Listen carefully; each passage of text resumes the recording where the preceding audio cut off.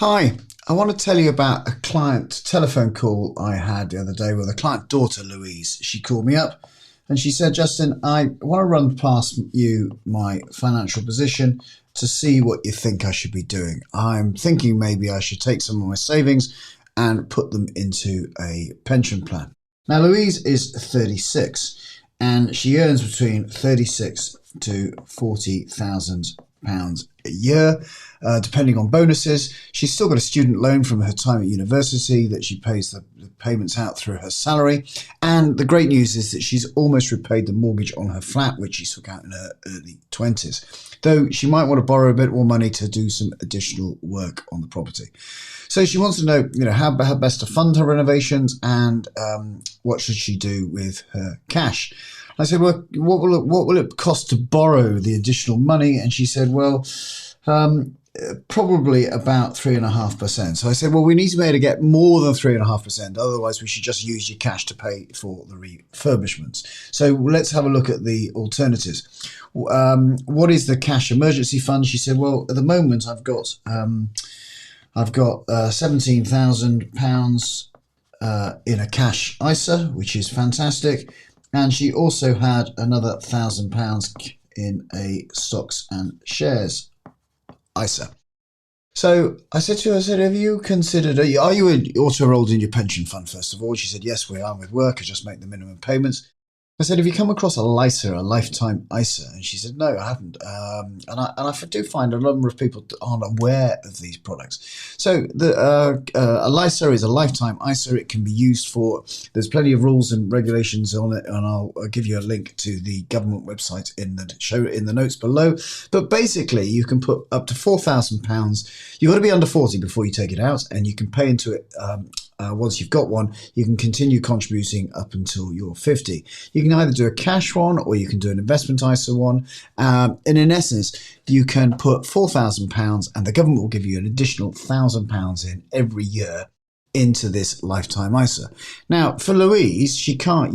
There's two reasons. There's two things you can use it for. You can use it for a deposit on a first home, or on your first home, or you can use it for once you get to 60 for your retirement. Well, you could use it for any purpose because you can just access it at age 60. So I looked at, okay, what are we best off doing? Just keeping money in an ISA, or should we an ISA, or should we use a LISA because she's under 40 and can do it? Well, we do know that, of course, that every £4,000 that she puts in becomes £5,000. Now, of course, if she can continue to contribute that and also make the loan repayments at 3.5%, £1,000 worth of, in essence, interest every year is going to serve her really, really well. So if she can continue to make payments on the additional borrowing or the money that she needs to refurbish her property, a LISA could be a really attractive thing to do. The reason I suggested LISA rather than putting additional contributions into a pension plan is that she can still access the LISA if necessary. Now, of course, she will suffer a penalty, and it's quite a significant penalty if you take the money out early. And for Louise, that will be before 60. But I think she can work out what her budget is. I think we should maintain, or we should make sure that she has at least 6 months' expenses in cash. That would be about £9,000 emergency money. I would also go down the route of investigating a stocks and shares ISA over a cash ISA, purely because the long-term growth potential, what's Louise got? So she's 36, 24 years before she gets to age 60 and she can take the money out. When she takes the money out, of course, unlike a pension, it'll be all tax-free. Of course, a pension, only 25% of it is tax-free and the rest will be taxable as income. So it's a pretty attractive product or opportunity available to individuals in the UK under the age of 40.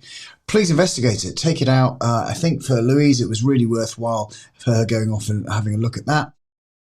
Again, stocks and shares, I think, is probably the best. There aren't a huge amount of providers, but investigate them, have a look, and look for a low-cost stocks and shares LISA.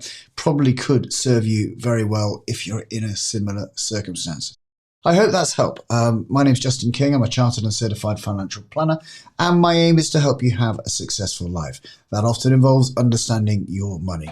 I host a podcast called the Retirement Cafe Podcast. You might like to tune into that. You can check out the description below or sign up for my weekly newsletter, which hopefully is packed with inspiration and tips for a successful retirement. For now, I'm Justin King, helping you live your best life.